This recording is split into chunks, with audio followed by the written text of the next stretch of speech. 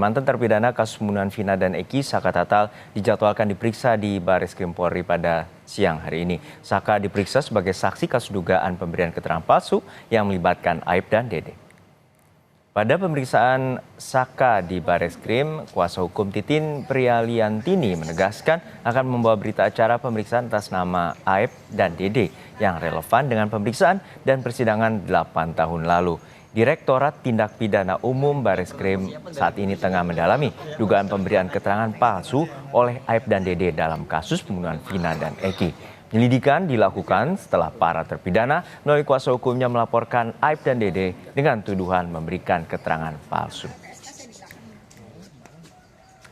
Terkait informasi terkini atas pemeriksaan Saka Tatal di Bareskrim Polri, kita sapa jurnalis Kompas TV Dian Silitonga.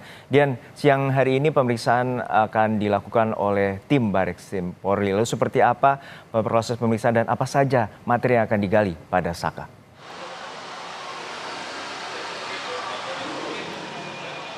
Juno, kalau sampai dengan saat ini pemeriksaan belum berlangsung, memang sebelumnya dijadwalkan pemeriksaan akan dilakukan pada pukul 10 pagi, tetapi sampai dengan saat ini baik Saka Tatal maupun juga tim penasihat hukumnya belum tiba di gedung Bareskrim Mabes Polri.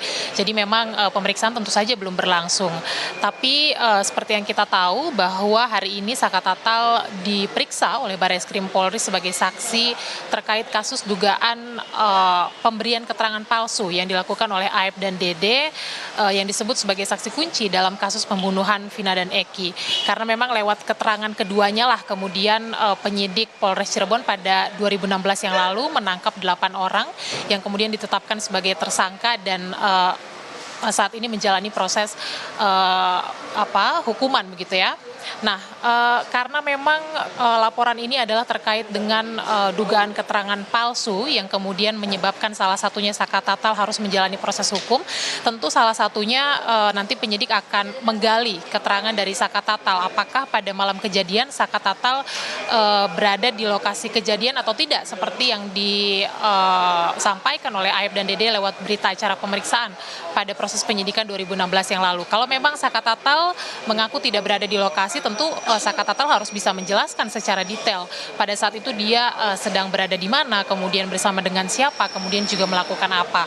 Nah, penyidik juga tentu akan menggali keterangan apakah Saka Tatal mengenal baik korban Vina dan Eki maupun juga saksi kunci Aib Dede, dan kemudian juga apakah Saka Tatal mengenal 7 terpidana lainnya, sejauh mana relasi Saka Tatal dengan pihak-pihak terkait. Kemudian juga tentu penyidik akan menggali keterangan dari Saka Tatal, bagaimana kronologi penangkapan atau setidaknya dari perspektif Saka Tatal, apa alasan yang menyebabkan kemudian Saka Tatal harus ditangkap hingga akhirnya ditetapkan sebagai tersangka dan menjalani proses hukum. Kita tahu Saka Tatal sudah menjalani pidana selama 3 tahun penjara.